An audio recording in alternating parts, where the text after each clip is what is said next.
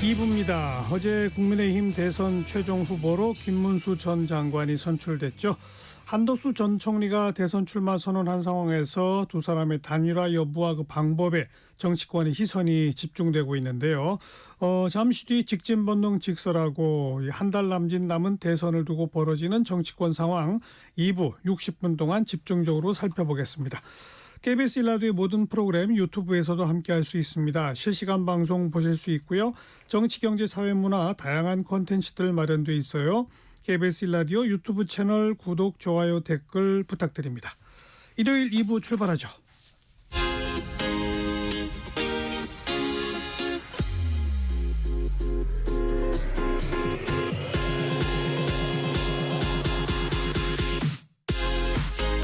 대한민국 시사의 중심 토요일 일요일 낮 12시 10분 KBS 1라디오 정관용의 시사본부.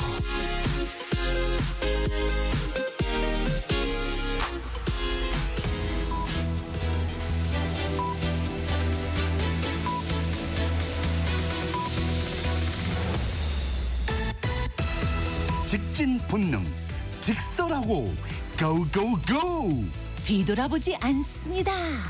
정관용의 시사본부.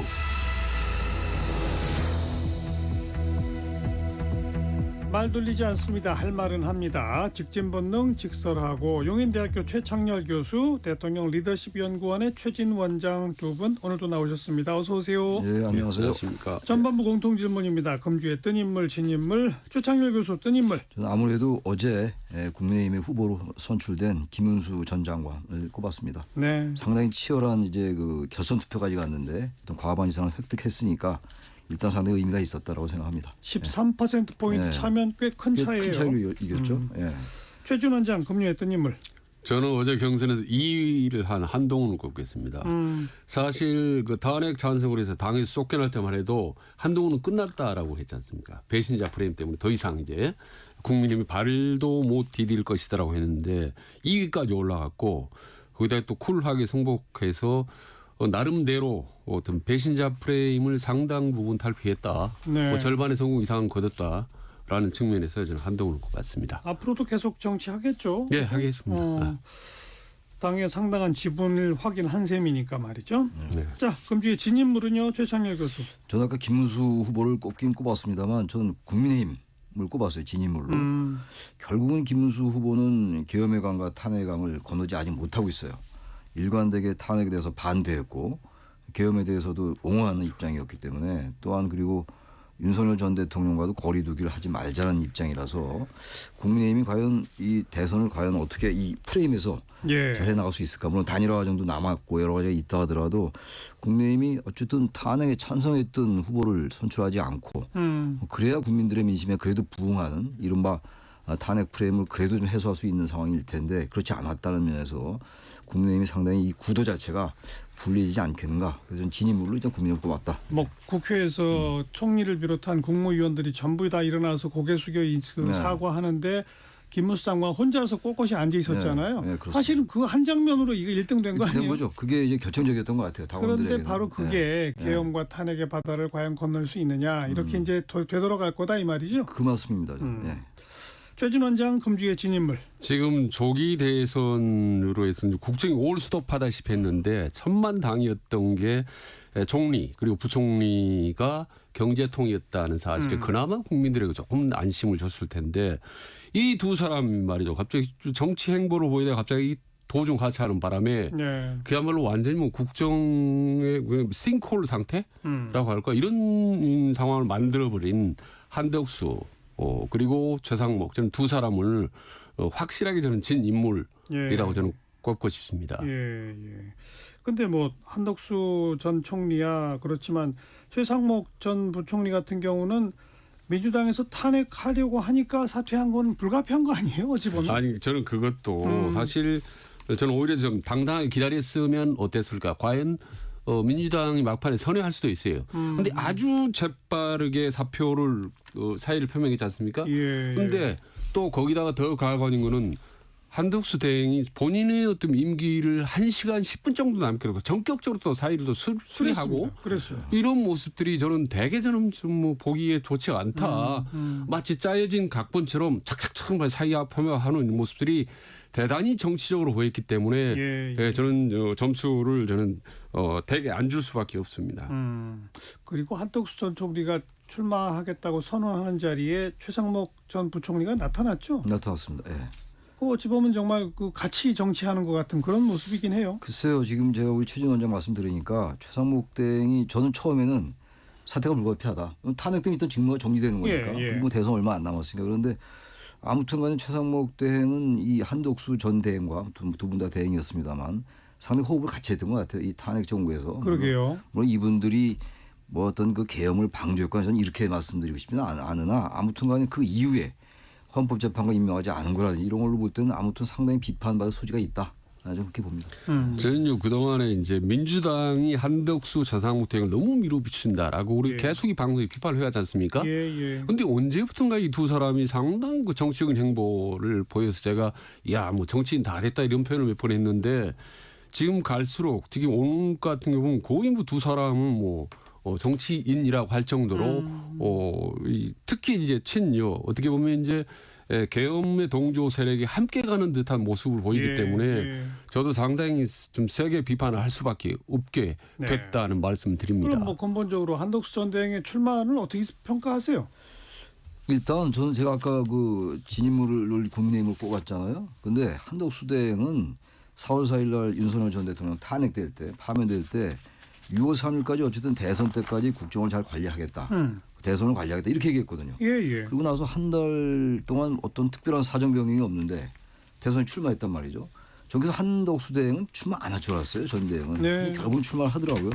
이 얘기는 다시 말해서 이 윤석열 정부에 상당한 책임이 있는 인물이에요. 국무총리 유일한 국무총리 아니었습니까? 그러니까요. 그런 상황 속에서 출마한다는 게 책임 정치라는 측면에서 일단 다른 걸 다 떠나서 본인이 뭔가를 책임지고 나간다는 그런 게 없고 또 하나가 이 출마 선언문에 여전히 탄핵과 이 계엄에 대한 반성이 없더라고요. 그렇다면 과연 뭐 나중에 승패가 어찌 되고 단일화의 결과가 어떻게 될지는 알 수 없겠습니다만 이런 상황 속에서 과연 책임 있는 공직자였나 그런 비판을 안 할 수 없죠. 저는 뭐 한덕수 대행의 출마는 단기적으로 뭐 효과 있는 것도 보이지만 결국은 이제 역풍이 불고 역효과가 올 수밖에 없다고 여러 번 말씀드렸거든요. 한덕수가 지금 개헌론을 내세우지 않습니까? 예. 근데 그리고 그거는 3년 후에 사퇴하겠다. 예.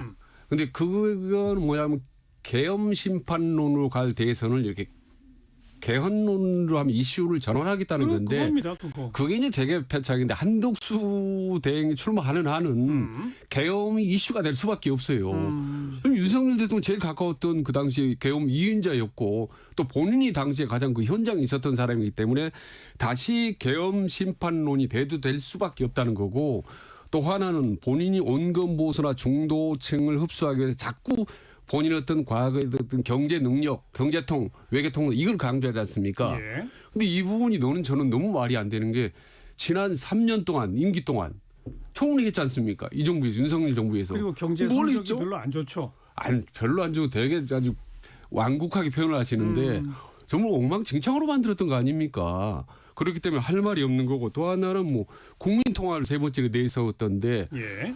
지금 이 정부가 제일 문제가 국민 분열, 대분열, 핵분열인데 본인이 거기 이 정부의 2인자였는데 그리고 윤석열 대통령에게 지난 3년 동안 단 한 번이라도 아니올시다라고 얘기한 기억이 있습니까? 보도가 나온 적이 없습니까? 네. 거의 야바타에 있던 사람이 지금 뒤늦게 톡 튀어나와서 세 가지 놓은 뭐 개헌이다 무슨 뭐 통상 능력이라든지 뭐 국민 통합 내세우는 자체가 저는 어불성설이고 오히려 본인이 내세웠던 이 세 가지 캐치플레이즈를 똑같이 역공격을 당할 가능성이 높기 때문에 저는 국민의힘에게 저는 그리고 보수 진영에 오히려 저는 마이너스가 훨씬 더 많을 거라고 보는 거죠. 최찬일 교수가 아까 그 대선 관리 잘하겠다고 하더니 한 달 사이에 아무런 상황 변화가 없는데 이렇게 표현하셨잖아요. 예.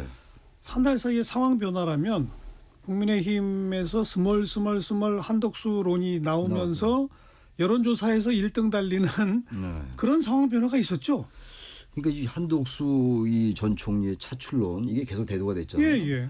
근데 국민의힘은 좀 이해가 안 가는 게 국민의힘이 경선이 진행 중인데 계속 한덕수 맞아요. 띄웠어요. 그러니까 아예 이 후보를 한덕수 전 총리로 상정하고 하는 것 같아요. 대선 자체를. 그러니까 말하자면 국민의힘의 이 지금 후보들 경선은 하나의 들러리 같은 그런 인상을 계속 줬거든요. 그래요. 그러니까 누가 봐도 근데 한덕수 전 총리 스스로가 뭐 대단히 무슨 부도덕하고 이래서가 아니라 윤석열 정부가 소환될 수밖에 없거든요. 한덕수 총리 하면 떠오르는 게 예. 당연히 그 계엄도 계엄입니다만 임기 초기부터 제가 알긴 민주화 이후에 윤석열 정부가 가장 지지율이 낮았을 거예요. 계속 같은 시기 계속 네, 비교해 네. 볼 때. 그러면 한덕수 총리 당연히 책임이 있죠. 그러면 경쟁력이 떨어질 것 같은데 당위적인 걸 떠나서 근데 왜 그렇게 한덕수 총리에 집착을 하는지 그게 그러게 이해가 안 가는 거예요. 제가 볼 때. 아니 그건 너무 사실 여러분들이 이제 간단한 문제라고 제가 한 달 전부터 계속 강조했던 게 뭐냐면요. 이 자리에서 윤심은 1+1이었다 계속 강조했던 기억하시죠? 예. 이름 뭐입니까? 강성 보수의 가장 지지를 받는 김문수를 밀고 거기다가 또 다른 일은 한덕수 온건 보수의 강력한 지원을 받고 김건희 여사하고 가장 가까웠던 한덕수 대행 부인이 네. 그 한덕수를 내세운다. 이렇게 해서 김문수 플러스 한덕수를 해서 강성 보수와 온건 보수를 합하면 그나마 해볼 만한 게임이다라고 생각했던 게 윤심이라고 계속 제가 말씀드렸지 않습니까? 근데 저는 김문수 이게 이제 윤심이 흔들릴 거라고 했는데 결국은 경선을 하기 위해서 2, 3일 전에 이미 게임이 끝나 있더라고요. 보니까 완전히 김문수로 몰려 있던데 결국은 지금 이제 1+1 윤심의 전략, 윤석열의 구상이 지금까지는 오늘 현재까지 그대로 관철이 되어 왔다고 보는 거죠. 왜? 그런데 그렇게 강성 보수, 온건 보수만 합치면 대선에 지잖아요. 그러니까 그렇죠. 중도층까지 네. 잡아야만 되잖아요. 제가 얘기했잖아요. 안 되는 길로만 갖고 그나마 본인 윤석열이 사는 길만 찾는다고 본인이 제일 확실히 사는 길이죠. 본인은. 대선 승리에 큰 관심이 없어 보여요. 국민의힘. 그래야 설명이 됩니다. 네. 그렇지 않으면 잘 설명이 안 돼요. 그러니까요. 저 중도라든지 온건 보수적으로 중도 확장성 있는 후보들께 되면 국민의힘과 보수는 살지만 윤석열 본인은 죽는다고 생각하는 거죠. 본인이. 예. 아 근데 왜 윤석열 전 대통령이 왜 이렇게 집착하냐 이런 얘기야. 국민의힘이 말이야. 이게 제가 보기에는 글쎄 특정 지역을 거론해서 안 됐습니다만 대구나 경북 등 이런 지역은 보수세가 강한 데 아니에요. 네. 보수가 강하니까 설령 대선에서 지더라도 네. 그 곳에서 그 지역에서 뭔가 기득권을 유지할 수 있다. 네. 그 계산이 있는 것 같아요. 네. 그러니까 계속 김문수 후보 쪽으로 뭔가 자꾸만 당원들의 그 지지 성향이 가고 한덕수 후보를 통해서 아무튼 간에 당권을 한동훈 전 후보에게 주지 않으려는. 그러니까. 그래야 기득권을 유지할 수 있거든요. 예. 그럼 계산이 돼요. 그럼 설명이 되는데. 그렇죠. 저도. 당연히 몰라서 드린 말씀이 아니라 그런데 왜 어떻게 정치 그렇게 하냐 이런 얘기예요. 대선 승리해야 되는 거 아닙니까? 승리보다는 일단 자신들의 기득권 정치에 안주하는 매몰되는 아주 퇴행적인 행동을 계속 보여왔다는 거예요. 그나저나 이 두 사람의 단일화는 언제쯤 이루어질까요? 또 누구로 단일화될까요? 흐름이 어떻게 읽히십니까? 김문수 후보가 아마 단일화에 썩 적극적이었었는데 네. 생각이 좀 바뀔 겁니다. 아마 지금 상당히 과반을 훨씬 뛰어넘는 뭐 당연히 네. 과반을 뛰어넘을 수밖에 없죠. 결선 투표니까. 근데 이 한동훈 후보가 차이가 많이 나잖아요. 어쨌든 간에 여론조사는 3%포인트밖에 차이가 안 났습니다만 그렇다면 한덕수 후보가 이 무임승차한다나 이런 쪽의 논리를 가지고 상당히 그 적극적이지 않을 것 같아요. 근데 이게 그 단일화 안 할 수 없습니다. 왜냐하면 김문수 후보가 됐던 이유 중에서 가장 큰 게 단일화에 적극적이었던 거거든요. 그렇죠. 그게 당원들한테 예. 속으로 있었던 거거든요. 그러니까 김문수 후보로서는 단일화가 대단히 저하할 텐데 단일화에 저하할 텐데 그 단일화에 안 응할 수는 없을 거예요. 저는 결국은 그래서 한덕수 후보 쪽으로 단일화가 될 가능성이 있다. 그러나 시간은 좀 걸리지. 시간이 걸린다 그러나 5월 7일이 이제 그 공보물 이게 인쇄 들어간 날이고 공범을 인쇄고 네. 5월 11일 날 등록이니까 이제 5월 11일이 넘어가면 만약 한덕수로 단일화되더라도 기호 2번을 못 쓴다는 못 거 쓰는 아닙니까? 거죠. 뭐 등록 이후에 하는 거니까. 예. 기호 2번을 못 쓰면은 상당히 그 불리할 거예요. 그 돈도 그렇고 선거비도 그러면 그렇고. 10일까지는 될까요? 돼야 되지 않겠습니까? 국민의 입장에서 볼 때. 근데 사실 며칠 안 남은 만만치 않아요. 거예요. 근데 11일하기 며칠 남았나요, 뭐 지금. 저는 아직은 좀 조심스럽지만 저는 좀 약간 제 생각이 다른 거는 그래도 단일화 된다면 김문수 쪽으로 될 가능성이 조금은 높다. 더 높다라고 이제 보는 거죠. 왜냐하면 뭐 아시다시피 해방 이후 지금까지 대선을 보면 그 공무원 관료 출신이 끝까지 간 적은 한 번도 없었습니다. 왜냐하면 대선 막판 딱 선거전은 이제 5월 12일이죠. 선거전에 돌입하면요. 그야말로 지금 뭐 폭탄이 날아드는 그 전쟁터인데 관료가 버틴다? 그건 과거에 뭐 하나도 버틴 적이 없어요. 그래서 결국은 그래도 정치 경험이 많은 김문수로 갈 가능성이 높다라고 이제 보는 건데 저는 그렇게 가는 것이 또 실제 고도대로 국민의힘이나 보수에는 좀 더 유리하다고 보는 겁니다. 저는. 왜냐하면 한덕수로 가는데 옆에 똘똘 뭉칠 그 가능성 과연 정치권에 그게 가능할까? 예.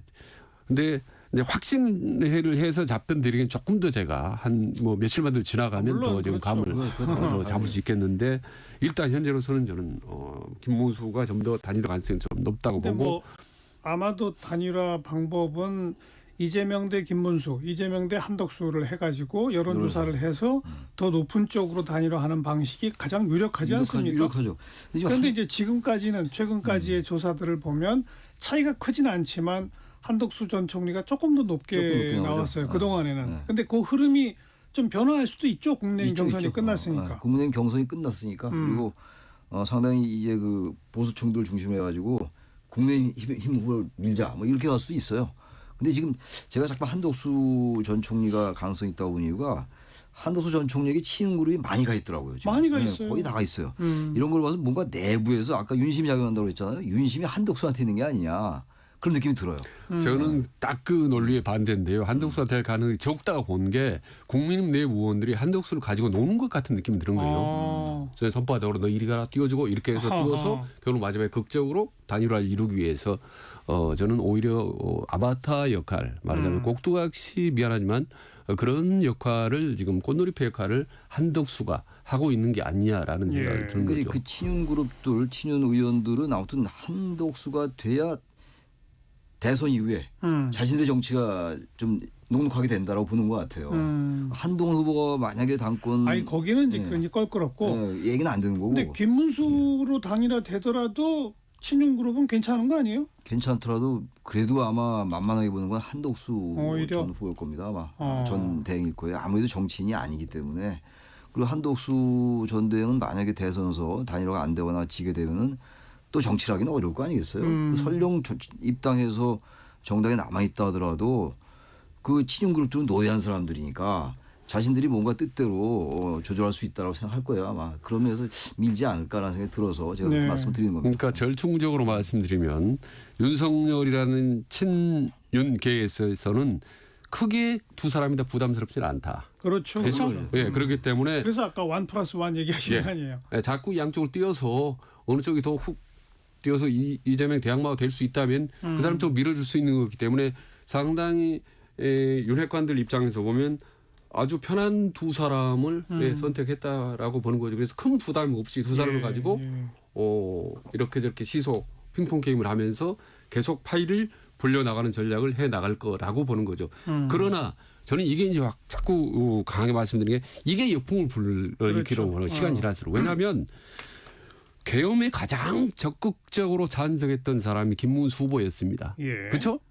거기다가 계엄에 가장 그때 옆에 곁에 있었던 사람이 한덕수라고 그래요. 그래서 시간이 흐를수록 이거는 반대했다고는 하지만 계엄 심판론으로 갈 수밖에 없기 때문에 시간이 대선으로 임박할수록 이 두 사람의 카드는 가장 무난한 카드가 아니라 가장 힘든 카드가 보수에게는 되고 말 것이다라고 저는 이제 예측을 하는 그래서 제가 거죠. 아까 진인물로 국민의힘을 꼽았던 이유가 그거예요. 예. 왜 하필 그런 후보를 선택하는지 그 이해가 안 간다는 거예요. 근데 이해가 안 가지만 그 계산법 제가 아는 거죠. 왜 그렇게 했는지 알겠으나 그러니까 대선에 지더라도 지더라도 한번 기득권 갖자. 가겠다 그거예요. 그 이유는 너무 간단해서 여러 번 간단하다. 말씀드렸잖아요. 윤석열 살려고 쉽게 얘기하면. 그거밖에 더 중요한 게 뭐, 있습니까? 근데 정부 절체절명 아니, 윤석열 상황이기 그렇다고 때문에. 살 수 있는 건 아니죠. 윤석열 네. 대통령이 오히려 어떻게든 대선에서 이겨야 그나마 사면이라도 그렇죠. 기대해보고 할 수 있는데 오히려 못 사는 길로 가는 거 아니에요? 아니 그거는 저희들 생각이요. 지난 3년 동안 윤석열 전 대통령 걸어온 길을 보면 계속 안 되는 그러면 가죠. 항상 안 되는 거예요. 근데 그게 자기는 당장은 살 길이라고 생각했는데 계속 안 되는 길로 왔기 때문에 이번에도 그럴 가능성이 높다고 보는 거죠, 제가. 네. 한덕수 전 총리가 왜 처음 탄핵당했었죠? 처음이 아니라 아무튼 탄핵당했었잖아요. 그래서 헌재에서 이제 자기 심판 그 탄핵 심판을 그렇게 빨리 해달라고 막 했다는 거 아닙니까? 한덕수 전 총리가 빨리 자기에 대한 탄핵 심판을 빨리 마무리지어서 자기가 대통령 권한대행으로 복귀하겠다는 의지를 아주 강하게 내비쳤다는 거 아니에요, 그죠? 그렇죠. 어쩌면 그때부터 뭐 자신이 이번 대선에 나가게 될지도 몰라라는 생각을 했던 거 아닐까요? 글쎄 처음부터 대선 나갈 생각은 별로 없었던 것 같아요. 근데 그 이후에 상황이 진행되면서 국민의힘 의원들이 그런 생각한 게 아니냐. 주주 의원들이 그 이제 기득권을 가는 친윤그룹 의원들은 한덕수 대행을 출마시켜야 그 대선이 어차피 대선 구도가 이 국민의힘의 불량은 알고 있었을 거예요. 탄핵 프레임으로 가는데 그렇죠. 쉽지가 않죠. 그렇다면 자신들의 그 대선 이후의 정치 예. 그걸 의식하면서 한덕수 대행과 이제 연결되고 차치론을 계속 이제 띄우고 이제 이러면서 국민의힘 내부에서 계속 이게 왜냐하면 경선 과정에서 계속 한덕수 얘기를 했지 않습니까? 예, 예. 게다가 이것도 지도부가 말이죠. 그건 그런 나름의 계산이 없고는 이 설명이 안 돼. 이 상황 자체가. 저는 이제 이 대목을 심리학적으로 약간 민감한 말씀드리면 김건희 여사를 이해하지 못하면 윤석열을 이해하기 힘들듯이 한덕수 대행의 부인을 이해하지 못하면 한덕수 행동을 이해하기 어렵다라고 말씀드립니다. 여러분 정치 이제 두 분 다 오래 해오셔서 알겠지만 부인이 강력한 정치 의지를 갖고 푸싱을 하면요 남편이 어쩌지 못합니다. 잠깐 제가 알기에는 예. 이번에 한덕수 전 대행의 부인은 꽤 반대를 했다고 그래요. 최 여사는 이번 경우는 달랐다고 그렇게 알려져 있어요. 지금 두 분이 갖고 있는 정보가 다르네요. 예, 다르네요. 예, 저는 강력하게 강력하게 반대했다고. 강력하게 밀었다고 보시는 거고. 밀었다고 저는 반대했다고 듣고 하셨죠. 있습니다. 그 부분을 뭐 어느 정보가 박지원 맞는지 대표님하고 여기서 확인할 수는 확인할 없습니다. 길이 없죠. 예. 그나저나 개헌론을 전면에 내세우고 반 이재명 빅텐트 연대가 아니라 개헌 연대다라고 하는 식의 어떤 그 주장을 펴고 나오는 네. 대목, 요거는 조금 효과가 있을까요? 어떨까요? 지금 개헌이 말이죠. 얼마 안 남았잖아요. 근데 개헌연대라는 게 물론 개헌이라는 그 국민적 공감대가 있죠. 이재명 후보도 뭐 개헌을 지난 대선 때도 얘기를 했고 뭐 87 체제를 종식해야 된다라는 얘기를 안 하는 사람은 없어요. 다 합니다만 이 탄핵이라는 이 국면에서 개헌 얘기라는 게 개헌연대라는 게 그렇게 중도층에게 속으로 있을 것 같지가 않아요. 그렇죠. 가장 첫째로 중요한 게 일단 탄핵의 강을 건너야 돼요. 탄핵에 대한 거, 그다음에 정권 교체에 대한 열망 이런 것들이 예. 개헌보다는 더 강하게 훨씬 더 강하죠 이슈가. 그래서 이 개헌연대로 자꾸만 띄우는 게 일단 정면으로 탄핵과 개헌에 대해서 취했던 태도를 반성해야 돼요. 그런 다음에 개헌 얘기를 하면서 같이 가야 되는 것이지 그 얘기는 자꾸 애써 외면하고 한덕수 대행이나 지금 누굽니까 이 김문수 후보가 가장 탄핵이나 개헌에 대해서 특히 김문수 후보 같은 경우가 그런데 개헌 얘기를 띄운다는 게 이게 별로 와닿지 않죠. 그러니까 원래 그 우리나라 헌정 이래로 보면은 전국이 안정기에 개헌론은 상당히 효과가 있지만 전국 혼란기에 개헌은 전혀 효과가 없다. 예, 무슨 말이냐면 안정기에 권력자가 내 권한을 좀 내려놓고 분산하겠다라는 논의를 하면 상당히 국민들이 관심을 갖고 지켜보지만 대개 정치적으로 복잡 미묘할 때 말이 서로 치고받고 싸울 때 개헌론을 불쑥 들이면 맞아요. 저건 또 다른 꼼수다라고 생각하기 때문에 지금 저는 별 효과가 없습니다. 여러분 사실은. 기억하시겠지만 박근혜 전 대통령도 탄핵 위기에 처하니까 개헌 카드를 냈잖아요. 그게 그날 당일 아닙니까? 그러나 누구도 그냥 거들떠보지도 않았었죠. 그랬습니다. 예. 예. 그게 2016년도 그때 그 10월 24일이었어요. 예. 그날 아침에 개헌을 발표했는데 저녁에 그 태블릿 시가 터졌다고. 맞아요. 그 기억이 생생합니다. 예. 그리고 하나 더 붙이면 한덕수 전 대행을 아주 상당히 뚝심 있고 소신 있는 정치인 출신이라면 할 수도 있을까 하지만 한덕수 대행을 와봤다고 뒤에 전부 친윤과 윤심이 있는데 개헌을 설령 한다 하더라도 그 개헌의 방향 어디로 가겠습니까? 예. 너무 뻔하게 예측하지 않습니까? 그건 뭐 중도층이 다 누구나 예측할 수 있는 거기 때문에 별로 그렇게 언론은 뭐 부지런히 쓸 수 있겠지만 한가한 소리가 된다. 별로 뭐 국민들의 효과는 없을 거라고 보는 거죠. 그래도 어쨌든 뭐 한덕수가 됐건 김문수가 됐건 그쪽은 단일화가 거의 분명한 기정사실이다. 그렇죠? 그렇게 봐야죠. 이준석 개혁신당 후보까지도 이제 뭐 권영세 비대위원장이 당에서 쫓아낸 거 징계한 거 이거 뭐 사과할 생각도 있다는 식의 말까지 막 하던데 완주할까요? 아니면 이준석 후보까지도 합칠까요? 글쎄요. 이준석 후보로서는 국민의힘과 합치는 게 별로 실익이 없을 겁니다. 아마 그 차후 정치에 있어서. 그죠? 예. 왜냐하면 이준석 후보는 젊은데 지금 어쨌든 이 계엄의 강, 탄핵의 바다를 못 건너는 이 국민의힘에 다시 그들과 같이 한다? 이거를 할 수 있을까요? 그렇게? 제가 볼 때 안 할 것 같은데요. 물론 이제 끝까지 가기가 이제 대선에 드는 비용 같은 것 때문에 뭐 완주하지 못한다는 그런 예상도 가능하겠습니다. 제가 볼 때 완주해야지 그래야 이준석 후보의 앞날이 있지 않겠는가라는 측면에서 볼 때 전 빅텐트에 이준석 후보가 들어올 가능성이 대단히 낮지 않느냐 그렇게 뭐 봅니다. 대선 비용이야 뭐 돈 없으면 안 쓰면 되죠. 그거야 그렇게 그리고 돈 안 쓴다고 대선 못 치르는 건 아니니까요. 거의 뭐 비슷한 의견입니다. 저는 이미 이준석은 저는 절반의 성공 거뒀다고 봅니다. 지금 3자 구도하면 항상 이준석을 거론하지 않습니까? 야, 언제적 이준석인데 지금 이 정도로 기반을 탄탄히 굳혔다고 봅니다. 그런데 이런 상태에서 이재명 싫다라고 하는 반명 빅텐트에 참여한다? 본인에게 상당히 치명타를 받을 수 있기 그죠? 때문에 예. 저는 완주할 가능성이 상당히 아주 높다라고 저는 봅니다. 뭐 끝까지. 최창열 교수는 그 합류해서 얻는 게 없다라고 하셨는데 합류하면 손해 아닌가요? 이준석 손해죠, 손해. 손해죠. 후보 입장에서. 그러니까 이제 합칠 가능성이 낮다는 거예요. 그래서 네. 당연히 이준석 후보가 계산을 하겠죠. 계산 안 하겠습니까? 단순히 뭐 규범적인 걸 떠나서 말이죠. 근데 합류한다는 자체가 명분도 없고 그 자신이 나중에 내세울 만한 그 논거가 없어진다고. 논거가. 그러니까요. 네, 그것도 그렇고 일단 합류하는 순간 포위되는 거죠. 물론이죠. 그렇지 않습니까? 그럼요. 국민의힘 가면은. 그리고 그 차세대 정치인으로서의 이미지도 손상당하는 거고. 네. 어찌 보면 개혁적 보수로서의 자기 스탠스 위치 자체를 상실할 수 있는 당연하죠. 거거든요.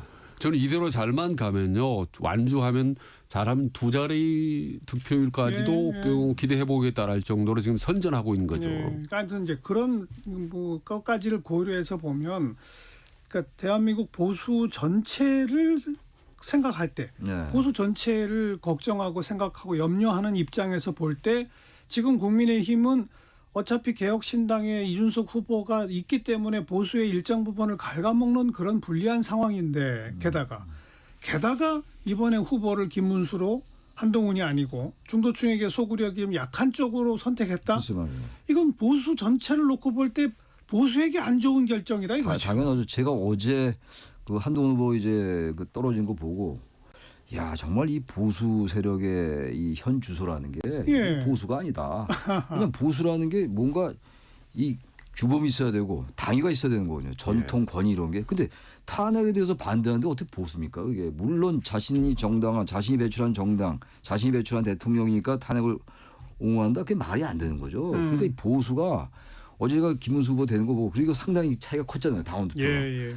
그러니까 국민의힘은 재편되지 않으면 무슨 뭐 이 국민의힘을 비난하는 게 아니라 이 보수가 재편되려면 말이죠. 국민의힘이 바뀌어야 돼요. 바뀌면 어떻게 됩니까? 당이 갈라쓰든가 이래야 됩니다. 한동훈 전 대표 같이 할 수 있겠어요? 이런 상황 속에서. 제가 보기에는 제가 관심이 많은지 모르겠습니다만 이 지금 친윤이라고 불리는 분들은 한동훈 후보는 절대로 안 된다는 거였다고요. 그런 것 같아요. 그렇다면 같이 갈 수 있을까요? 그러면 뭔가 재편이 되려면 한동훈 후보가 결단을 내릴 필요가 있다. 그런 생각도 좀 들더라고요. 그건 나중 얘기긴 합니다만. 그러니까 그래서 어쨌든 저는 반명 빅텐트나 보수 빅텐트는 절대 성공하기 어렵다. 굳이 표현을 한다면 중도 빅텐트는 한다면 성공할 가능성이 꽤 있다. 그러나 이미 그 자체는 성공할 가능성이 없어졌어요. 왜냐하면 빅텐트의 중심 인물이 김문수, 뭐 한덕수 이런데 어떻게 이게 어차피 중도 빅텐트라고는 물 건너 가버린 상태이기 때문에 빅텐트는 하려고 정말 애를 많이 쓰겠지만 그게 이루어지면 이루어질수록 오히려 시너지와 역시너지가 동시에 일어난다라고. 지금 누굽니까 국민의힘 민주당에서 드러났던 이낙연 전 총리도 지금 뭐 국민의힘이 주도하는 건 가지 않겠다라고 하지만은 약간 좀 아직 확실치 않다라고 좀 뉘앙스를 여지를 남겨놓고 그 참여 여지를. 예. 그래서 그러한 이재명 싫다 다 모여라 전부 하는 이 빅텐트 반명 빅텐트는 실패가 아니라 상당히 역풍을 많이 불러일으킬 수 있다. 시간이 갈수록. 네. 이 부분에 대해서 냉철하게 직시를 아직 못하고 있는 것 같아요. 일단 국민의 쪽에서는. 다급하니까 지지율 게임이 안 되지 않습니까?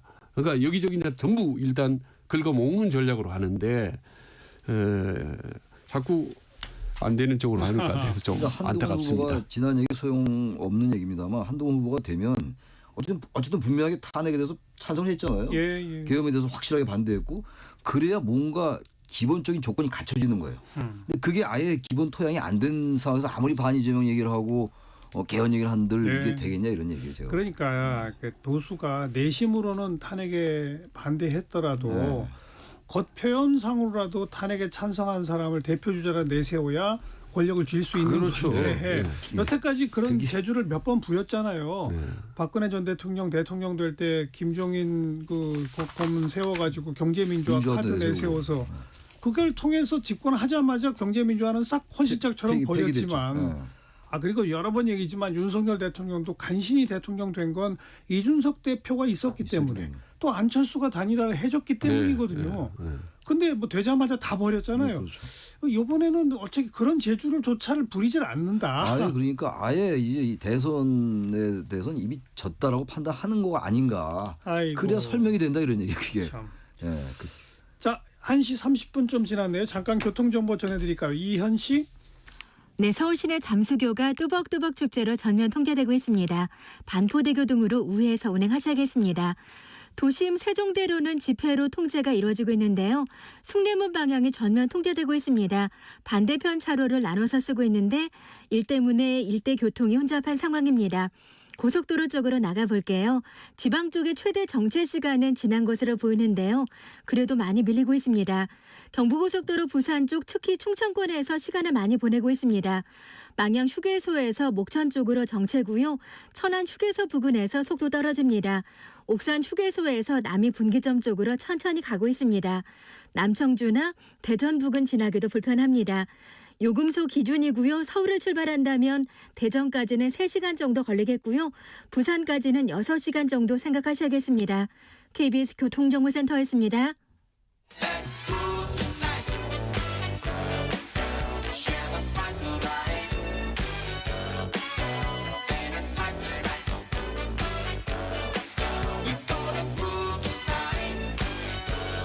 국민 MC 정관용. KBS 1라디오 정관용의 시사본부. 들어보면 달라요.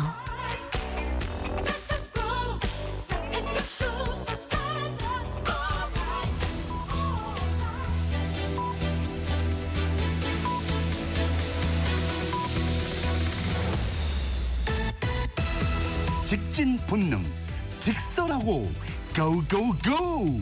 뒤돌아보지 않습니다. 정관용의 시사본부. 매주 일요일 2부 직진본능 직설하고 용인대학교 최창렬 교수, 대통령 리더십 연구원 최진 원장과 함께합니다. 후반부 공통질문 금주의 핫한 한마디입니다. 최창렬 교수. 전 조희대 대법원장이 그 예. 판결문 맨 마지막에 이재명 피고인에 대해서 원심 판결을 파기하고 사건을 서울 고등법원에 환송한다. 대단히 충격적이었어요. 네. 저는 예상하지 못했거든요. 네. 저는 상고기각 할 가능성이 거의 80%로 봤는데 지금 이 대법원의 이 파기 완성이 상당히 이 전국에 변수가 된 건 사실이에요. 그러니까요. 앞으로 또 어떻게 될지 모르겠으나 그래서 저는 이걸 일단 핫한 말이다 꼽았습니다. 최준 원장은 한마디. 저는 김문수 후보가 했던 말하고 민주당 의원이 했던 말을 합해서 합성어를 만들어봤는데요. 네. 이번 대회에서는 히틀러보다 더한 개싸움이다. 민주당이 대법원장 탄핵한다는 게 이제 히틀러라고 얘기했는데 사실 히틀러는 여야가 서로 공격할 때 많이 썼던 말입니다. 아직도 어느 쪽이 더 히틀러 같은지는 아직 판결은 모릅니다만은 계속 공격했고 워낙 뭐 정치인은 물론이고 사법부까지 뭐 다 서로 물어뜯고 싸우니까 이게 개싸움이라는 표현을 썼는데 앞으로 더 히틀러 같은 사람들 그다음 개싸움 좀 심해질 것 같다. 개싸움이라는 게 이전투구를 얘기하는 건데 차라리 이전투구라고 하지 않고 왜 그걸 개싸움이라고 하는지 모르겠더라고요. 더욱더 그 정치를 적대적으로 몰고 가는 그 용어는 정말 조심해야 되겠더라고요. 자, 세계 최창렬 물어뜯으니까. 교수가 이 대법원의 판결문을 충격이다라고 표현하셨는데 대법원의 이번 판결 우선 어떻게 평가하세요? 저는 이거 뭐 대법원이 나름대로 논리를 가지고 그 2심에서 이건 의견 표명에 불과한 것이기 때문에 허위사실 유포가 아니다라고 얘기했습니다만 대법원은 어쨌든 그 사진이 조작이라고 얘기했던 거 그 자체를 이게 유권자들에게 이른바 선거인들에게 왜곡된 판단을 줄 수 있다라는 논거로 이제 완전히 원심을 파기한 건데 민주당에서는 상당히 공격의 수위를 높이고 있잖아요. 민주당의 논거가 좀 합리적인 비판이 있을 수 있다고 봐요. 물론 대법원 판결은 존중해야 됩니다만 민주당으로서는 2심 판결이 무죄가 나왔었는데 대선 앞두고 그것도 이례적으로 아주 대단히 신속하게 있지 않습니까? 거기에 대한 비판은 대단히 합리적이다. 그럼에도 불구하고 지금 이따 얘기가 나오겠습니다만 대법원장 탄핵 얘기 나오는 거 이런 건 좀 별개의 문제인 것 같아요. 민주당이 비판하고 대법원에 대해서 공격할 수 있으나 그 수위는 조절을 해야 되는 것이지 잘못하다가 그냥 사법 불복으로 미칠 수가 있다고 이건. 이건 민주당이 상당히 조심하고 신중해야 된다라는 말씀 좀 드립니다. 근데 그 전에 그러니까 대법원이 사실 그 고등법원 판결 이후 3개월일로를 따지면 6월 26일인가 되는데 그렇죠. 예. 이렇게 서둘러서 판결을 낸 행위 그 자체에 대해서는 어떻게 평가하세요? 그래서 그 자체는 너무 빠르다. 너무 빨라요. 굳이 그렇게 5월 1일 날 할 이유가 있었는가 생각이 드는데 물론 대법원은요. 어쨌든 대선에서 가장 멀리 떨어져 있는 날을 잡아서 이 충격을 완화하려 했던 게 아닌가라는 생각은 들어요. 나름대로 아니 이제 대선일까지 선고를 안 할 수도 있는 거 할 수 아니에요? 있는 거죠. 그러니까 근데 선고 굳이 한 이유가 뭐라고? 선고한 건 어쨌든 불확실성을 제거하자. 그래서 일단 유무죄를 좀 알면서 유권자들에게 각인시키자 이런 의도는 있었던 것 같아요. 네. 저는 뭐 조희대 대법원장이 지금 민주당이 주장하는 것처럼 무슨 내란 세력이다 여긴 전혀 동의할 수 없어요. 전혀 동의할 수 없고 한독수 전 대행과 짜고 치는 고스톱이다 여기도 제가 동의할 수 없는데 아무튼간에 민주당 입장이나 이재명 후보를 지지하는 진영의 입장에서 볼 때는 선고 안 할 수 있는 건데 이걸 왜 이렇게 빨리 서둘렀느냐. 6월 26일 아직도 멀었는데 그런 오해 또는 그런 비판은 충분히 받을 수 있다고 아무튼 근데 생각합니다. 최창일 교수께서는 정치적 의도를 가지고 저 선거를 일찍 했다라고 보기보다는 그렇습니다. 그러니까 이재명 후보가 되지 못하게 하려는 어떤 정치적 의도 거기까지를 보기보다는 그렇죠. 유권자에게 유무죄에 대한 그 정보는 줘야 한다. 네. 그 정도까지만 그 보신다. 정도까지 네, 그렇습니다. 최준 원장은. 일단 제가 좀 강론 들어가기 전에 총론적인 말씀 꼭 네. 드리고 싶은 말씀은 큰 틀에서 보면요. 지금 사법부가 대한민국의 정치를 완전히 좌지우지하는 세상이 되고 있다. 맞아요. 헌법재판소가 현직 대통령을 파면하더니 그다음에 대법원이 다시 또 차기 대권 유력 주자 제1야당 대표를 또 아웃시키려고 한다. 예.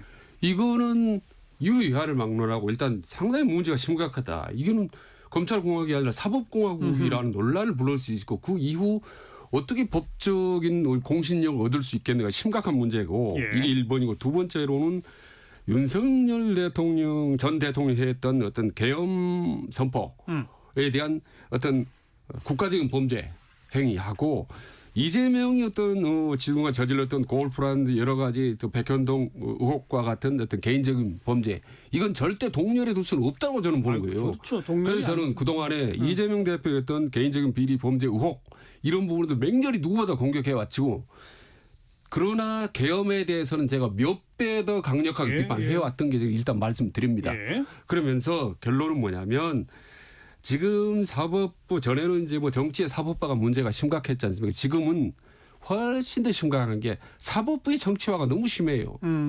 저는 이 사법부가 정치에 본격적으로 뛰어들었지 않나라는 의문을 가질 정도입니다. 네. 아니 이재명 이번에 공직선거법원에 좀 1심이 유죄 판결 나오지 않습니까? 그렇죠? 아니 징역 1년 집행유예 2년 너무 좀 많다라는 생각이 들었어요. 과도하다고 다들 그랬었죠. 다 들었죠? 예. 근데 2심을 보니까 또 완전 무죄가 무죄. 나와버렸어요. 예. 아 이것도 좀 심하다. 근데 3심을 딱 이번에 보니까 완전히 뭐 졸속으로 서둘러게 해서 뭐 유죄 파기환송 내버렸지 않습니까? 그러면 1심, 2심, 3심에 유불리를 떠나 일단 정치적인 뭔가 의도가 예. 깊이 개입돼 있다. 따라서 결론은 지금 내일 모레 대한민국 운명을 판가름한 대통령 뽑는 선거를 앞두고 대법원 이런 종의 판단을 했다는 것은 아주 엄청나게 많은 정치적인 의도가 예. 개입돼 있다. 이 그렇죠. 부분에 대해서 우리가 냉철하고 혹은 아주 우리가 깊이 들여다볼 필요가 있고 이거는 대한민국의 운명이 걸린 문제이기 때문에 이 네. 대법원의 이 문제 이 조희대 대법관 이 판결 이 부분은 정말 우리가 엄중하고 들여볼 필요가 아무튼 있습니다. 지금 이제 말씀드리겠지만 먼저 말씀해 주십시오. 기본적으로 이 판결에 대해서는 저는 이렇게 판단할 수 있다고 봐요. 이게 무죄가 아니다라고 볼 수 있으니까 다시 판단하라고 할 수 있는데 이걸 대선 앞두고 이렇게 빨리 할 이유가 있었던가. 그러니까 바로 그 대목이에요. 그 얘기를 하는 거죠. 네. 무슨 조희대 대법원장이 무슨 정책 의도를 가지고 했다고 저는 거기까지는 안 보는데 아무튼 대선에 깊이 개입한 결과가 됐어요. 정치적 행동이라고 행동이라고 볼 수밖에 없는 없죠. 거죠. 예. 제가 뭐 이 판결 내용을 비난하고자 하는 게 아니라 이걸 꼭 이 시기에 했어야 되는 거예요. 그러니까요. 지금 이 불확실성이 훨씬 더 증가됐어요. 예. 우리 제거되는 게 아니라. 예. 예. 차라리 그럼 아예 대선 전에 판단이 끝까지 내려지면 차라리 나아요. 그것도 안 되는 거 아닙니까? 맞아요. 고법에서 결정이 난다더러 이재명 후보 측에서 만약에 100만 원 이상이 나오면 재산고할 게 거의 99% 아니겠어요? 99%고 상고 이유서 제출 기한 꽉 기한이 채울 것이고 안 된다고요? 그 얘기는 6월 3일 이전에 형 확정은 불가능해요. 불가능한 건데 이걸 어차피 불확실성을 안고 가는 건데 굳이 이렇게 해서 더 혼란스럽게 만드냐 이런 얘기를 하는 거예요. 제가. 네, 네. 그러니까 조의대 대법관이 어떻게 보면 대한민국의 가장 복잡하고 혼란스러운 상황을 만들어버린 거죠. 결과적으로. 애초에 지금 재판을 질질 끌었던 대법원들 다 질질 끌어왔습니다. 이재명 재판 끌기도 했었지만 대법원들이 거기에 마치 맞장구라듯이 맞추지 그동안의 재판들이 계속 질질 끌어왔는데 이번에 이제 세 개의 선택지가 있었다고 봅니다. 조희대는 일단 지금 온 국민이 눈을 부릅뜨고 있는 대통령 코앞에 둔 상태의 선택지는 일단 6월 3일 이후로 넘겨버리면 간단할 거고 그렇죠. 그다음에 두 번째입니다. 파기 환송이 아니라 파기 자판을 해버리면 되는 겁니다. 예. 자판을 해서 자 윤석열 이재명 대표 유죄 해버리면 후보 자격이 박탈되고 형량까지 줘버린다 예, 이거죠. 좀 끝나버립니다. 그거는 네. 그렇게 해버리든지 아니면은 파기 자판에서 무죄를 해버리는 거죠. 그렇죠? 네, 네. 그럼 아주 깨끗하게 선거 여야 한판 승부를 겨루지 않습니까? 이 세 개의 선택지가 아닌 가장 복잡하고 혼란스러워 머리가 어지러운 상황을 하나 툭 던지는 거면 시작폭탄 하나를 정치권에. 예. 그럼 이게 뭡니까? 대법원이 조희대 대법관이 두 가지 의도가 있지 않겠어요? 이 대선판을 한번 우리 사법부 대법원에서 한번 흔들어 보겠다라는 의도가 있는 건지 아니면 내심 그럴 가능성이 있죠. 대통령 내가 한번 뽑을 수 있어. 내 손이면 대통령 이렇게 판단하는 걸 착각을 하는 건 아는 건지 라고 생각을 했기 때문에 이건 너무나 이 누가 대통령을 되냐에 따라서 국가적으로 예. 너무 위험천만한 상황이 저는 발생했다고 보는 거죠. 이번 판결이 그 유권자 특히 중도층 표심에 미칠 영향은 어느 정도나 될 거라고 보세요? 근데 그건 국민의힘이 전 변수라고 생각했어요. 한동훈 후보가 만약에 되고 국민의힘에서 한동훈 후보를 중심으로 완전히 탄핵과 계엄에 대한 태도를 바꾸고 국민에게 사과 성찰하면 저는 중도층에게 이건 이재명 후보에게 불리하게 작용할 수 있었어요. 근데 그런 가능성도 국민의힘이 원천적으로 해소시켜줬어요. 네. 김문수 후보를 이제 선택함으로써 그래서 따라서 이 지금 대법원의 파기환송이 크게 대세에 영향을 못 줄 거라고요. 국민의힘의 후보가 만약 한동훈 후보가 했다면 이게 영향을 준다고 저는 봤습니다. 그런데 그렇지 않기 때문에 이건 대세에 큰 지장을 안 준다. 중도층에게.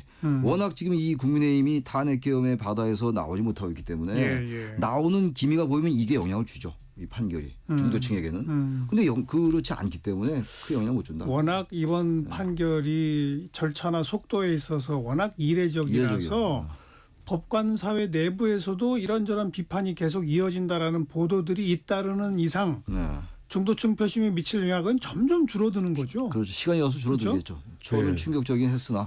어떻게 보면 이제 민주당이나 혹은 중도층 입장에서는 잘 나가던 대선판에 갑자기 뒤통수를 야구방망이로 얻어맞은 그런 상황이라고 보는 건데 그렇기 때문에 갑자기 돌발적인 기습이라고 보기 때문에 저는 최상일 교수님처럼 이 판결 자체가 큰 영향을 미치지는 않는다. 다만 중요한 거는 이 판결 최종 판결 확정 판결을 언제 하느냐거든요. 이게 너무 중요한데 지금 다수설은 뭐냐면 아무리 해도 물리적으로 6월 3일제는 불가능하다. 대법원이 파기환송 판결을 하게 되면은 이제 일주일 후에 이내에 재상고를 하면 되지 않습니까? 네. 그럼 7일 벌고 그다음에 20일 정도의 재상고 이소를 내면 되지 않습니까? 이미 불가능하다니까요. 아니요. 근데 이렇게 되면 6월 3일 이전에 불가능한데 또 다른 소수 의견이 나온 게 뭐냐면 예.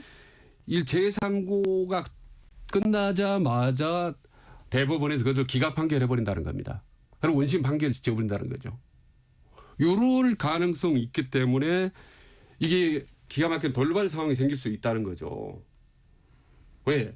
왜냐? 지금 대법원이 해왔던 요번 행태를 볼 때. 재상고를 하면 바로 기각한다고요? 예, 바로 그 재상고 자체를 대법원에서 기각 판결하는 거죠. 한다. 상고 이유서를 내기 전에. 그 기간은 보장해줘야 되는 게 법적 의무상. 그게 논란이 있더라고요. 그래요? 예. 법조인이 나와서 인터뷰를 하는데 그 부분을 전격적으로 재상고를 기각해버리면 원심했던 유죄 판결이 확정돼서 출마를 못하게 되는 상황이 올 가능성이 높기 때문에 절대 이 상황을 단순히 6월 3일 이전에 판결이 어렵다 이렇게 가볍게 볼 사안이 아니다라고 해야 되나. 근데 뭐 저 어떤 인터뷰를 어떤 보셨는지 인터뷰인지 모르겠는데 모르겠는데 아니, 법조인이 나와서 근데 아니, 지금 지금까지 이거는 유권자분들한테도 청취자분들한테 혼란을 줄 수 있기 때문에 네. 이거 좀 정확히 할 필요가 있는데 지금까지 모든 법조인들의 해석은 이미 6월 3일 이전 판결은 끝났다, 안 된다가 거의 100%예요. 아니요. 근데 그걸 찾아보시고 그 아무튼 부분에 뭐 이의적인 두 가지 또 하나는 일은 뭐냐면 이번에 대법원이 파기환송하는 걸 보면 기존의 어떤 관례라든지 이런 부분에 상당히 어긋나는 겁니다. 그러니까 거의 초유의 일인 거죠. 예, 사실은. 맞아요. 그렇죠. 파기환송도 보통 예, 예. 5개월, 6개월이 걸리는 겁니다. 예. 그리고 어떻게 이틀 동안에 6만 페이지가 넘는 페이지를 자료를 볼 수가 있겠냐. 이게 도저히 물리적으로 불가능하고 관례와 전혀 없는 일인데 모든 게 불법인지는 모르겠지만 위법 논란의 소지가 다분한 그런 판결이 내려졌거든요. 이 절차가. 그렇기 때문에 이후 절차에 있어서도 상당히 이게 주의 깊게 들여다볼 필요가 있는 거고 그리고 하도 그동안에 법적으로 말이죠. 이게 말도 안 되는 일들이 일어났기 있었기 때문에. 예, 마지막까지 그런 건 있어요. 지나면 직위원 판사 그 날로 계산하는 거. 네. 그것도 예를 대단히 들면 이례적이에요. 그렇죠. 예를 들면 날짜냐, 그렇습니다. 시간이냐. 그건 아예 법에 나와 있는데도 불구하고 그걸 일로 계산하는 게 잘못됐다고 얘기했던 거예요. 예, 그래서 예. 이것도 글쎄 어떤 법률적으로 뭔가를 적용하면 가능하긴 한데 지금 우리 최진 원장 말씀은 전 그 가능성은 거의 없을 것 같아요. 재선고 기각한다. 이것까지 워낙 많은 일이 일어났기 때문에 그렇게 할 수 있는데 그건 어렵다고 그건 생각해요. 아무튼 그 그건 물리적으로 시간상 시간 안 자체가 안 된다가 될 지금까지 이제 100%그 정설이고 다만 어제 우리 방송에 출연한 그 송영원 변호사의 주장은 대법원이 그 대통령 선거 끝난 후에 예. 만약 이재명 대통령이 당선이 돼서 대통령직을 하고 있는 동안이라 하더라도 헌법 84조 논란에도 불구하고 그냥 판결을 내려버릴 수도 있다. 그럴 수 있겠죠. 판결을 내려버리면 즉시 그 직에서 퇴임해야 한다. 뭐 이런 주장을 펴는 사람은 있긴 있더라고요. 그 재판을 하느냐 안 하느냐가 지금 그게 굉장히 쟁점인데, 혼란스러운 거 아닙니까? 지금 어제 그 송 변호사 얘기는 재판할 수 있다라고 보는 거죠, 그러니까. 할 수 있고 그 논란을 헌재에 가져가기도 전에 그냥 판결을 내려버리면 판결을 내린다고 해도 판결을 내리면 그럴 수 있겠네요. 예. 제가 법률가. 그래서 그렇기 때문에 민주당이 지금 형사소송법 개정안을 내놨잖아요. 네. 대통령은 재판을 진행하지 않는다. 네. 또 지금 이 법을 제정할 때 현직 대통령도 다 적용 대상이 된다. 이런 부칙까지 다 넣어가지고 법 개정안을 내놨잖아요. 그래서 그거를 만약 대선 끝난 후에 통과시키면 거부권도 행사 안 될 안 테니까 되니까. 그 법이 통과돼 버리면 그 법 자체의 위헌을 다루는 논쟁을 할 수 있으나 재판은 못 하는 거니까. 네. 그래서 민주당은 그렇게 갈 것이고 아마 그 법 개정으로 가는 게 그 유일한 현실적 가능성이다라고 주장을 하더라고요. 근데 방금 그 말씀하신 게 이제 상당히 좀 법적인 그 내용 논리 아닙니까? 근데 이게 말이요 보수 판사, 보수 법조인, 진보 법조인 하면 다 달라요. 모든 말들이 도대체 솔직히 지금 좀 센 표현이지만 법꾸라지들이 전쟁하는 것 같아서. 우리 같은 사람은 무슨 말인지를 모르겠어요. 그러니까 만들면 법이고 아까 이럴 가능성은 6월 3일쯤 가는 100%라고 말씀하시면 안 되는 겁니다. 이거 99%라고 말씀하셔야 되고 1% 가능성은 언제든 일어날 수 있기 때문에 마지막까지 알 수가 없는 겁니다. 그래서 지금 아까 말씀하신 형사소송법에서 대법관 숫자도 지금 서둘러서 지금 바꾸겠다는 거 아니겠습니까? 증원하겠다는 예. 거고 심지어는 대법 민간인까지 넣겠다는 거 아니에요? 민간인. 그러니까 그 판사나 검사 출신 아닌 사람들도 넣겠다는 네. 거고 심지어는 대법관 탄핵? 대법원에서 판결한 거를 헌재가 다시 심리하는 4심제까지 사심을 거론을 하고 있고 여러 가지가 지금 거론되고 있긴 해요. 지금 예. 제가 볼 때 그렇게 가면요. 그거는 대선 전에 계속 그 얘기가 나올 거 아니겠어요? 그건 민주당한테 좋은 선택은 아닐 겁니다. 민주당에게 악재죠. 악재. 그건 그렇게 가는 건 아무리 지금 돌발상을 막기 위한 그런 계산이라 하더라도요. 일단 중도층이 보기에는 그건 전부 이재명 개인을 위한 그렇죠. 방탄 입법이라고 볼 수밖에 없어요. 그래서 그건 네. 제가 볼 때 너무 과도하게 가는 것 같아요. 지금 보도에 의하면 말이죠. 제가 지난번에 이제 그 탄핵 방송할 때 8대 0으로 가야 되고 갈 수밖에 없다라고 하면서도 제가 문영배 재판관 소장의 마은혁 상당히 좀 비판적인 견해를 냈지 않습니까? 너무 과거의 좌편향성이 있었다라고 얘기했듯이 저는 이번에도 조희대 대법관이 문제를 지적하지 않을 수가 없어요. 네. 상당히 과거에 문제된 판결을 많이 했네. 특히 2017년에 어떤 판결을 했냐면 너무나 유명한 판결인데 40대의 남자가 14살 먹은 여중생을 성폭행을 하고 거기다 동거를 하고 임신을 시켰습니다. 이 1심, 2심에서 전부 유죄 판결을 받았어요. 1심에서는 징역 12년을 받았고 2심에서는 징역 9년을 받았습니다. 아주 중형이 취하던 거 아주 사회에서 예. 난리가 났는데 조희대 대법관이 최종적으로 이 부분에서 무죄 판결을 내렸습니다. 왜? 두 사람은 사랑했노라고. 기억나네요. 기억나시죠? 이런 기가 막힌 판결을 한 사람이기 때문에 이 판결을 제대로 했을까라는 저는 대단히 의구심이 저는 드는 거죠. 사실 이번 아니, 판단에 근데 있어도. 저는 거기에 조금 반론을 제기하는 게 이게 조희대 대법원장이 끼치는 영향력이 한계가 있어요. 이거는 헌재하고는 달라서 오늘 10대 2가 10대 2가 됐기 이번에. 때문에 예. 그렇게 해서 완전히 조희대 대법원장이 정말 완벽하게 정치 의도를 가지고 그리고 과거의 그 잘못된 재판 이후로 인식되는 네. 그걸로 해서 그렇게 보는 건 좀 과하다. 제가 볼 때는 그런 생각이 좀 들어요. 그 논리 전개가. 예. 일단 그 부분은 저는 10대 2기 때문에 예. 완전히 그 조희대 대법원장에 의해서 완전히 이렇게 판결이 이쪽으로 치우쳤다라고 본 논리가 좀 과하다 이런 얘기. 저는 그 때문에 일단 동의를 하지 않습니다. 뭐 10명 가까이가 뭐 보수였기 때문에 이 부분은 이제 논란 제가 차치하고 일단 이제 조희대 대법관에 대한 탄핵 이 부분과 언론이 무지 뜨겁지 않습니까? 오늘 민주당 의원총회 오후에 해서 네. 탄핵 여부를 논의한다는 거고 초선 의원 모임에서는 탄핵해야 한다고 주장한다고 하는데 최창일 교수는 그거는 무리수다. 악재가 될 거다라고 주장하셨고 최진 원장 보시기에는. 저는 솔직히 그렇습니다. 과거에 민주당의 줄 탄핵에 대해서 누구보다 강력하게 비판을 했다고 자부를 합니다. 제가. 네. 이번 경우는 좀 다르다고 봅니다. 아 그래요? 예. 왜냐하면 세게 아까 비판하시네. 말씀하셨듯이 있어요. 아주 세네요. 아니 전혀 세지 않고 대선을 코앞에 두고 아까 얘기했던 민주당 입장에서 보면 이재명 입장에서 뒤통수를 몽둥이로 갑자기 맞은 사람에게 침착해라. 침착해. 네. 사실 냉철하게 상황을 봐라라고 얘기할 수 있겠냐는 얘기죠. 어떻게 보면 총칼을 들고 몽둥이를 맞은 사람에게 지금 어떻게 보면 이런 절체절명 상태고 이 모든 문제가 터져나온 상태에서 민주당이 그나마 할 수 있는 이 상태. 아니 근데 그래서 탄핵하는 게 할수 있는 옳다고 상황. 보세요? 대법원장 탄핵을 추진하는 게 옳다고 보세요? 저는 옳다고 보시면서 이거는 말릴 수도 없는 거고 어쩔 수가 없는 거다. 지금 민주당으로 할 수 있는 최후 수단 아까 말씀드렸지 않습니까? 여야가 개성은 비슷하게 가는 건데 한덕수와 심판보다 갑자기 양복 그대로 입고 지금 운동장으로 뛰어드는 게 이번 대선 아닙니까? 그렇죠? 모든 게 엉망진창인데 민주당 너희들은 침착해. 너희들은 모범적으로 해. 아니, 라고 얘기할 수 있겠냐는 얘기죠. 침착하라는 게 아니라 현재 구도는 지금 이 원심 판결 파기에도 불구하고 네. 이 큰 영향을 못 준다고 저는 보는 거예요.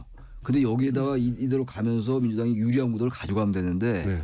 거기에 대법원장 탄핵을 얘기를 하고 사심제도 거론하고 또 재판중지법으로 불리는 그 형사소송법 개정하고 이렇게 되면 이게 지금 이 판이 흔들릴 수가 있다고요. 오히려. 그러니까 전략적으로 저는 뭐 규범적인 걸 떠나서 지금 선거 전략을 얘기하는 거 아니겠어요? 선거 승패. 예. 근데 이게 과연 민주당에게 옳은 방책일 거냐 이런 얘기예요. 대법원장 탄핵이. 이기려면 하지 마라라는 저는 그 얘기하는 거예요. 주장이신데 이길 최진 수- 원장은 지금 이미 이판사판이 돼버렸기 때문에 그렇습니다. 이기고 지고를 떠나서 막 뭐든 다 해버릴 거다 이렇게 보시는 거죠? 그런 상황 굴러가고 있습니다. 아하. 예. 그러니까 그 지금 이 민주당의 초선 의원들의 그 생각들이거든요. 이게 제가 볼 때 이거 대법원장 탄핵은 안 갈 가능성이 커요. 민주당이 전 이거 자제할 겁니다. 그러니까 어떻게 보면 아까 개싸움이라는 표현은 절대 서서는 안 될 표현인데 일단 개들이 싸웠단 말입니다. 그런데 이 개는 너는 좀 침착해라. 침착해. 좀 물지 마. 이렇게 할 수 있습니까? 싸움이 붙었는데.